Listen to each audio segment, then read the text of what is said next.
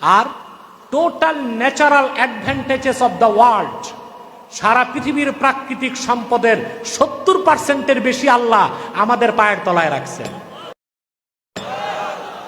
আর সারা দুনিয়ার বেদিনদের দিচ্ছেন কয় পার্সেন্ট? কিন্তু পশ্চিমারা চোর, এই জন্য ওরা যুদ্ধের নামে আমাদের দেশগুলোতে ঢুকে আর চুরি করে। মোল্লাদের পাগড়ি আছে, কিন্তু বড় অস্ত্র সিনায় ঈমান আছে। এই যে পরাশক্তি পরাশক্তি বলে কেন? 4টা জিনিস থাকলে সুপার পাওয়ার হয়। মানি, তারপরে হচ্ছে মাসল, তারপর হচ্ছে ম্যান্ডেট সমর্থন, তারপর হচ্ছে মিডিয়া। কয়টা? এই 4টা থাকলে সেই দেশকে বলা হয় কি? পরাশক্তি। আমেরিকার মানি সবচেয়ে বেশি, তার বর্তমান রিজার্ভ হচ্ছে $23 ট্রিলিয়ন। কত? এটা গণতে পারবেন না ভাই। 1000 বিলিয়নে 1 ট্রিলিয়ন। ওর রিজার্ভ আছে কত? $23 ট্রিলিয়ন। এসব চুরির টাকা। কিসেরটা? আমাদেরই তেল চুরির টাকা,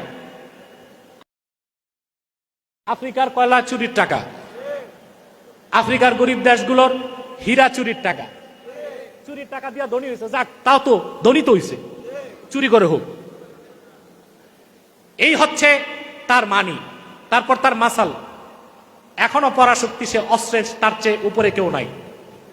তার 2500 ফাইটার আছে, এয়ারক্রাফট ক্যারিয়ার আছে 12টা, পারমাণবিক বোমা আছে প্রায় 5500। রাশিয়ার একটু বেশি আছে। সবকিছু আছে তার। তারপর হচ্ছে তার মিডিয়া, আল জাজিরা ছাড়া সবগুলো মিডিয়া তার হাতের মুঠোয়। 4 নাম্বার ম্যান্ডেট। ম্যান্ডেট নিতে তার বাড়ির উঠানে সে জাতিসংঘ বানায় রাখছে। এই 4টা শক্তি তার কাছে, এই জন্য তাকে বলা হয় পরাশক্তি। কিন্তু এই পরাশক্তি যখন আফগানিস্তানে গেল, ধরা শক্তি হয়ে গেল। মোল্লাদের 4টার একটাও নাই, কিন্তু বড় শক্তি আছে। ওটা হচ্ছে স্পিরিচুয়াল পাওয়ার, ইমানের শক্তি। সেই শক্তির কাছে আমেরিকা পরাজিত হয়েছে। ঠিক কিনা বলেন? হয়েছে না? তো বলছিলাম যে আমাদেরকে আল্লাহ সম্পদ সবচেয়ে বেশি দিয়েছেন। আমরা 70% সম্পদের মালিক, আর ওদের আছে বাকি। ওদের বেশি কেন? চুরি করছে। কাদেরটা? আমাদেরটা। ঠিক কিনা? আমরা আছি 200 কোটি মুসলমান। কি নাই আমাদের? সারা দুনিয়ায় ইহুদি আছে 1 কোটি। 1 কোটি ইহুদি মারতে তো আমাদের অস্ত্র লাগে না। 200 কোটি মুসলমান যদি এক হয়ে পেশাব করে, 1 কোটি ইহুদি ভূমধ্য সাগরে ভেসে যাবে। শুধু সমস্যা এক হইতে পারি না। সমস্যা কি? এক হইতে পারি না। এবার চিন্তা করে দেখেন, আল্লাহর হাবিব বলেছেন, কোরআন আমার শ্রেষ্ঠ মুজিজা হবার কারণে কাল কিয়ামতের দিন আমার উম্মতের সংখ্যা হবে সবচেয়ে বেশি। হাদিস শরীফে এসেছে, রাসূলুল্লাহ বলেছেন, আল্লাহর হাবিব বলেছেন, আহলুল জান্নাতি ইশরুনা ওয়া মিআতু সাফফিন। হাসর ময়দানে 120টা কাতার হবে জান্নাতীদের। রাসূলুল্লাহ বলেছেন, তার মধ্যে সামনের 80 কাতার হবে আমার উম্মত, উম্মতে মুহাম্মাদি। কাতার হবে কয়টা? শুধু বেহেশতীদের কাতার হবে 120টা। এটা ইমাম তিরমিজি আবওয়াবু সিফাতিল জান্নাহ, বাবু মা জাআ ফি সিফাতি আহলিল জান্নাহ, হাদিস নাম্বার 2546। তিরমিজির হাদিসে এসেছে বেহেশতীদের কাতার হবে হাসরে কয়টা? 80 কাতার হবে উম্মতে মুহাম্মাদি। বলেন সুবহানাল্লাহ। কারণ আরো জোরে, আরো জোরে। 2000 সাল থেকে 2024 সাল পর্যন্ত আফ্রিকাতেই 3 কোটি খ্রিস্টান ইসলাম গ্রহণ করে মুসলমান হয়েছে। কারণ ভারতে, আমেরিকাতে, ইউরোপে জোয়ারের পানির মতো মানুষ মুসলমান হচ্ছে। কারণ রাসূলুল্লাহ বলেছেন, আমি কোরআন রেখে যাচ্ছি, আমার সর্বশ্রেষ্ঠ মুজিজা। আশা করি এই কোরআনের কারণে হাসরে আমার উম্মতের সংখ্যা সবচেয়ে বেশি হবে। বলেন সুবহানাল্লাহ। আপনি দেখেন, বাস্তবতায় আসেন। বিজ্ঞানের একটা সূত্র হচ্ছে বাস্তবকে বিশ্বাস করে। আমি বিজ্ঞান টিজ্ঞান বিশ্বাস করি না, মাঝে মধ্যে কোরআন হাদিসের সাথে সংঘর্ষ হয় না, ওই রকম বিজ্ঞানকে আমি সমর্থন করি। সমর্থন করলে, আর যে বিজ্ঞান কোরআন হাদিসের সাথে কন্ট্রাডিকশন সৃষ্টি করে, ওই বিজ্ঞানকে আমি ছাতা দিয়েও মূল্য দেই না, মানার কোনো প্রয়োজন আমার নাই। বৈজ্ঞানিকভাবে দেখেন, পৃথিবীতে প্রত্যেক ধর্মের লোকের সংখ্যা কমতেছে, কমতেছে না? দেশ স্বাধীনের পর বাংলাদেশে হিন্দুদের সংখ্যা ছিল 12.5%, আরো বেশি ছিল 27%, তারপর হলো 12.5%, বর্তমানে হিন্দুদের সংখ্যা 6.5%। কত? কেন আমরা কি কোনো একজন হিন্দুকে আঘাত করছি? পুশব্যাক করে ভারতে পাঠাইছি? ভারতে যেভাবে আমাদের মসজিদ শহীদ করা হয়, মুসলমানদেরকে হত্যা করা হয়, সেভাবে বাংলাদেশে তো করা হয় না। বরং অতি উৎসাহী কিছু ভাই তো এখন মন্দির পাহারা ঠিকাদারিও নিছে, নিছে না? ভারতে কি মুসলমানকে সাহায্য করা হয়, সহযোগিতা করা হয়? আমরা কোনো হিন্দুকে মারি নাই। কিছু হিন্দু কলকাতা যে বাড়িঘর বানাইছে, বাকি হিন্দু কমলো কেন? জনসংখ্যা অধিদপ্তর গবেষণা করে দেখছে হিন্দুদের প্রজনন ক্ষমতা নাটকীয়ভাবে কমে যাচ্ছে। তো ফ্যাক্টরি ফিউজ হইলে আমরা করব কি? আমাদের করার কি আছে? কিছু আছে করা? সানাউল্লাহকে বসতে তো, আমাদের করার কিছু আছে? ইহুদিদের সংখ্যা কমতে কমতে এখন 1 কোটি হয়েছে। কত? আহা, নাস্তিকরা ইসলামকে বুঝতে চায় না। ইসলামের এক একটা দিক সূর্যের মতো উজ্জ্বল। নাস্তিকরা তোরা চিন্তা করে দেখো না, মুসলমানের বিরুদ্ধে এত মিস আন্ডারস্ট্যান্ডিং ওয়ার্ল্ডে, এত অপপ্রচার ইসলামের বিরুদ্ধে, কিন্তু মুসলমানের সংখ্যা বেড়েই চলছে। এত নির্যাতন নিপীড়নের পরেও মুসলমানের সংখ্যা বেড়েই চলছে। সুবহানাল্লাহ বলবেন? ফিলিস্তিনে অক্টোবরের 7 তারিখ 1 বছর হবে। 1 বছরে 50,000 মুসলমানকে হত্যা করেছে। মুসলমানদেরকে অফার করা যদি হয় তোমাদেরকে ইউরোপ আমেরিকায় উন্নত বাসস্থান দেওয়া হবে, ফিলিস্তিন ছেড়ে চলে যাও, যাবে? এ মানুষগুলো মিশরে পালাতে পারে, জর্ডানে পালাতে পারে, সিরিয়াতে পালাতে পারে, শুধুমাত্র বাইতুল মুকাদ্দাসের ইজ্জত রক্ষায় প্রজন্মের পর প্রজন্ম তারা জীবন দিয়ে যাচ্ছে। এটাই ইসলাম এবং ইমানের মহাসত্যতার একটা নিদর্শন। বলেন সুবহানাল্লাহ। মানুষের কাছে ইমান বড়। সুবহানাল্লাহ বলেন। কি বড়? মুসলমানের কাছে বড় কি? ইমান এবং ইসলাম। ইহুদিদের সংখ্যা হয়েছে এখন কত? 1 কোটি। সারা দুনিয়াতে অমুসলিমদের সংখ্যা কমে যাচ্ছে। আপনাদেরকে আমি একটা তথ্য দিচ্ছি, এটা বাংলাদেশের মিডিয়াতে কম এসেছে, ইন্টারন্যাশনাল মিডিয়াতে এসেছে, কিন্তু তথ্যটা একটু লজ্জাজনক। আমি বলবো, যেহেতু মহিলা টহিলা নাই, একটু বলা যায় শালীনভাবে। বলবো? ইউটিউবাররা আবার কাটাছাটা করবা না, খেয়ানত করো না। আমি তথ্যটা দিচ্ছি। মিস্টার পুতিন নাম শুনছেন? আরে, পুতিনের জন্য আমি খুব দোয়া করি। অমুসলিম হইলেও তার জন্য হেদায়েতের দোয়া করি। আর হিটলারের জন্য আমার খুব মায়া হয়। হিটলারের জন্য খুব মায়া হয় আমার। সে যে কাজ করে দিয়ে গেছে, ইহুদিদের বিষ দাঁতগুলো ভেঙে দিয়ে গেছে। কোনদিন যদি আমার রাষ্ট্র ক্ষমতায় যাওয়ার কোনো ইচ্ছা নাই, যদি যাই তো হিটলারের নামে বড় একটা ব্রিজ করে দিব বাংলাদেশ।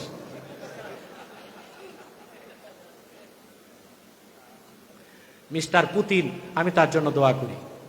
পশ্চিমা কুকুরগুলোকে সামলাতে পুতিনের মতো একটা মুগুর দরকার ছিল। তথ্যটা মিস্টার পুতিনের। পুতিন গত 2 দিন আগে রাষ্ট্রীয় ফরমান জারি করছে। লজ্জাজনক কথা, তা বলছি। তার রাষ্ট্রীয় ফরমান, সে তার দেশের মানুষকে নসিহত করছে, তোমরা রাতের অপেক্ষায় বসে থেকো না, যে যেখানে থাকবা, আদালতে, অফিসে, কলেজে, ফ্যাক্টরিতে সেক্সুয়াল রিলেশন করবা। যাক, নাউজুবিল্লাহ কইয়েন না, আগে বুঝেন, আগে বুঝেন। পত্রিকায় পাইছেন? এটা টক অফ দ্য ওয়ার্ল্ড। সে বলছে যে আপনারা রাতে বিবির কাছে যাবেন, ওই অপেক্ষা করেন না, দেরি হবে। তো কি করতে হবে? যে যেখানে আছেন ফিজিক্যাল রিলেশন করেন। ওরা তো আর জেনা বুঝে না, বুঝেন না? আমাদের কাছে না বৈধ হতে হবে, তার কথা ফিজিক্যাল রিলেশন করেন আর সন্তান বাড়ান, কারণ রাশিয়ার জনসংখ্যা কমে যাচ্ছে। জাপানে একই অবস্থা, শুধু বাংলাদেশি আছে জন্ম নিয়ন্ত্রণ বড়ি, আর দুনিয়ার কোথাও এখন নাই। আমাদের এই নীতি পরিবর্তন করা দরকার।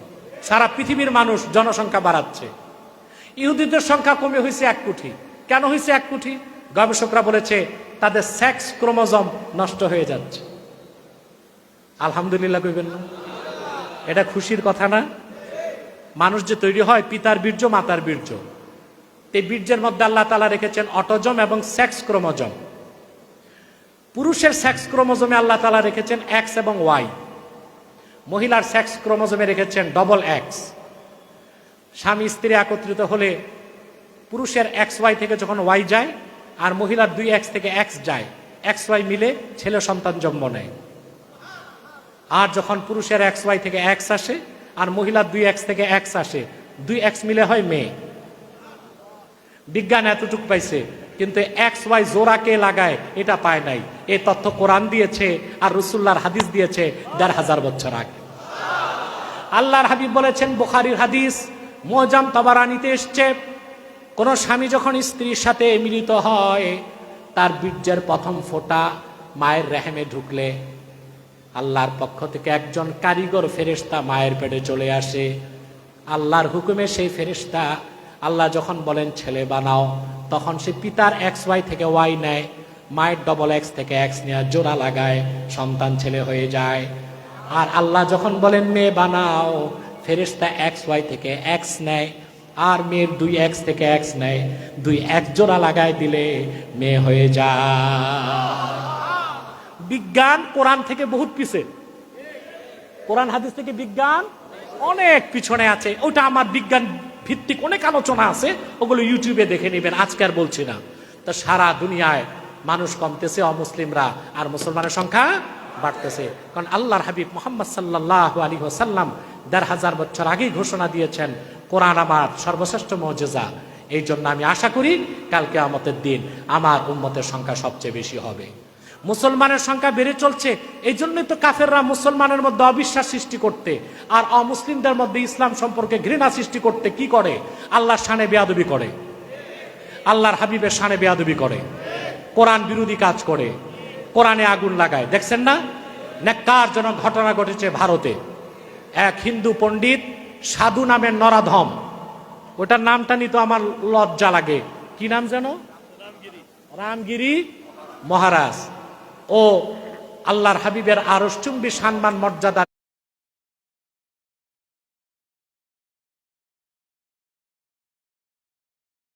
বিরুদ্ধে মারাত্মক বেয়াদবি করছে। আমরা গত শুক্রবারে তাহরিকের পক্ষ থেকে বিক্ষোভ সমাবেশ করেছি, দেখেছেন আপনারা, আলহামদুলিল্লাহ বলে। আমরা বলেছি সেই সাধু বা ব্রাহ্মণের আমরা মৃত্যুদণ্ড চাই। চান না আপনারা? চান না আপনারা? আমরা মৃত্যুদণ্ড চাই। আর আমি বর্তমান অন্তর্বর্তী সরকারকে বলেছি, অবশ্যই পররাষ্ট্র উপদেষ্টা ভারতীয় রাষ্ট্রদূতকে তলব করে শোকজ করতে হবে। হবে না? যদি সে ক্ষমা না চায়, শাস্তি নিশ্চিত না করে, প্রয়োজনে বাংলাদেশে ভারতীয় দূতাবাস বন্ধ করে দেওয়া হবে।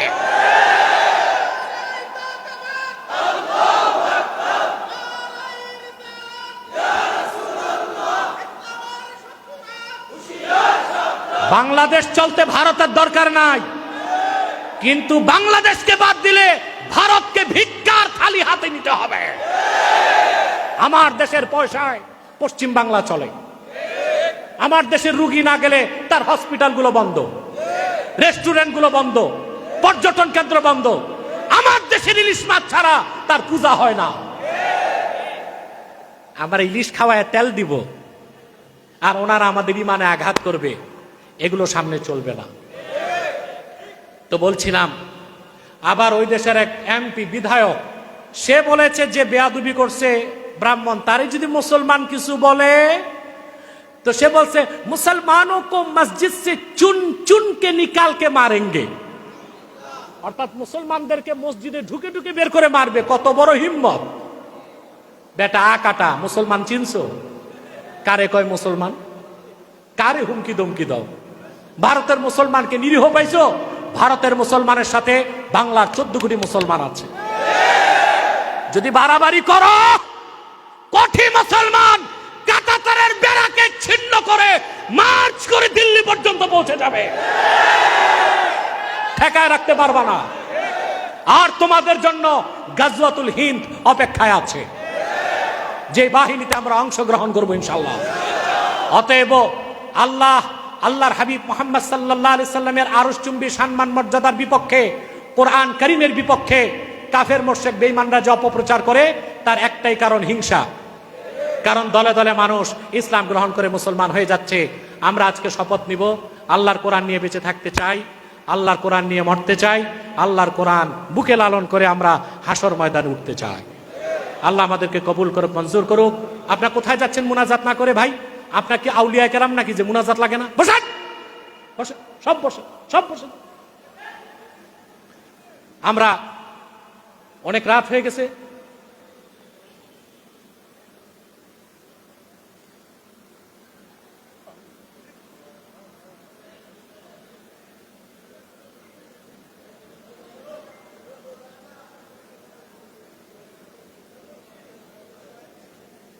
কয়েকটা প্রশ্ন এসছে, যদি বলেন আমি উত্তর দিয়ে দিই।